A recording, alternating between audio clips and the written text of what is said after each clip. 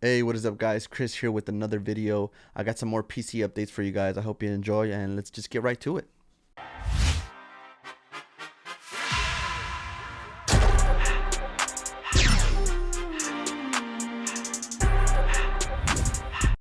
Alright, so today we're going to be installing a bigger hard drive and some more RAM. So here's all the cables. This is what the computer looks like from the back. Now if you can see right here, right below my finger, let me move this out the way. See that little screw? That little screw is what holds down this drive bay. It holds SSDs, it can hold HDDs. As you can see, that's what the screw looks like, and that's what holds down this drive bay. And then you have 4 additional screws on each side of this little bay right here that's hidden under the case. But if you slide it back and pull it up and then forward, you can get it out, and this is what it looks like. You see you got the mounting screws right there for the bigger 3.5 inch hard drive, and then as you can see it says HDD and SSD. And what we have right here is a 2 terabyte Barracuda hard drive by Seagate. I think I picked this up for 50 bucks, I believe. Alright, so here's the hard drive, and I got these little screws right here from Amazon. I think they were like 10 bucks. Came with a little screwdriver, and then it came with extra thumb screws and extra mounting screws for all sorts of hard drives and extra parts for your PC. Alright, as we put the hard drive in, this is how it's gonna go mounted into there.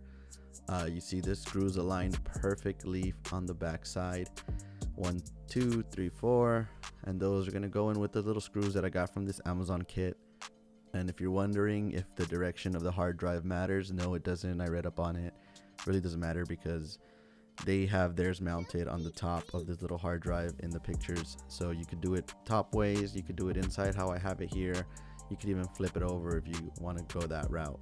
But I went this route because it's the easiest for me, and it's gonna look the cleanest in there and save a little bit more space that it's gonna be inside.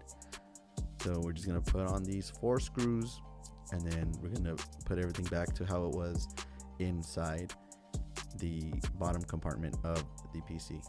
Alright, we got the last screw in there. Now we're just gonna fit it right back inside to how it was. So remember those 4 screws that were down in there, we're gonna get them lined up, and then you want to make sure that you get them in there and push it, slide it back, so that way it's firmly inside, and then you're gonna screw in that last thumb screw that you took out.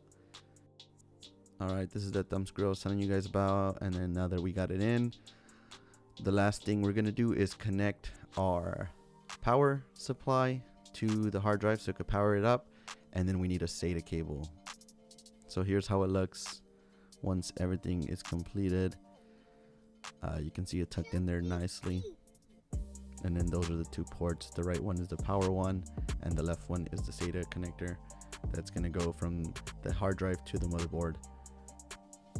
Alright, so I'm looking for the power connector to give this guy some juice from the PSU, and then pretty much you can't connect it the wrong way. It's L-shaped, so just line it up and pop it in there and you'll be alright. Make sure you pick up a SATA cable along with your hard drive if you're gonna upgrade, because I ended up forgetting to buy one, and I had to go to my local computer shop to get one on the fly. And this one just plugs in the same L-shaped. Just gonna plug it in right next to the power supply cable you plugged in, and then you're gonna feed it up and into your motherboard. So mine's a little bit different and a little bit tricky to get into, but I'm gonna just feed it up and then I'm gonna connect it to the motherboard. Alright, I have it all nice and plugged in now. This is how I'm gonna leave it. See those, the left one is the SATA and the right is the power supply cable. Don't worry about those little pins, that's just something else, but these 2 are the ones you need. And then I have it fed from here, and it goes up and it comes out right here, and then it slides, the second side of the cable slides in there to the motherboard. Alright, just to give you guys a front view of what that looks like, this is where my SATA ports are on my motherboard. You can see SATA 3 and 4, and they're kind of labeled for you. So I went ahead and connected it next to the main one. Now it's time to upgrade the RAM. So I had 2 8GB HP sticks, and for these you just kind of want to pop them off. Make sure your system's off first though. So just hit those thumb buttons on top to pop them off, and remember what channels they were plugged in at. This was channel 2 and 4. So you want to wiggle them out carefully, you don't want to break them. And what I'm going to be upgrading them to are the Trident Z Neo. They're compatible with the Ryzen CPU, the DDR4 3600 megahertz and 32 gigs. Each stick is 16. Comes with a little sticker.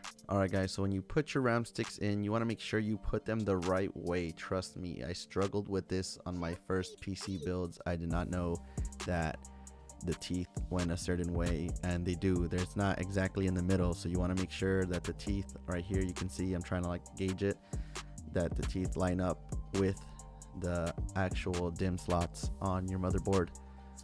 So once they lined up, just give them a nice push and they should pop in real nice and smooth, and make sure they're in there. You'll hear like a little click. So I got one in there. Now let's get that other one in there. So these are the old ones I used to have.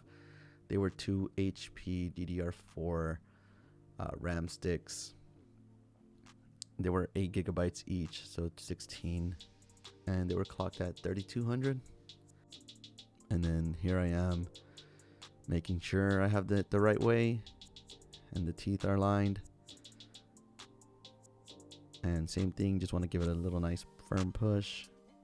Here it is. Now let's give it a test run. Let's boot up the system, and we're gonna boot into BIOS mode. All right, here we are in the BIOS mode of my computer, and as you can see, I'm checking to see if the storage is getting read, and yes it is. And here I'm checking to see if the memory is getting read, and yes it is. They're clocked at 3200 because that was the profile before. You can go ahead and change that in the OC tweaker if you wish. And then this is what they look like powered up in my system. Everything's working as it should, and we are golden. I'll give you guys a quick close-up how the RGBs look, and you can change them. You just got to download the right program for it. But thank you guys for watching. Make sure to hit that like and subscribe button if you did enjoy the video and you want to see more videos like it. I'll see you guys in the next one. Peace.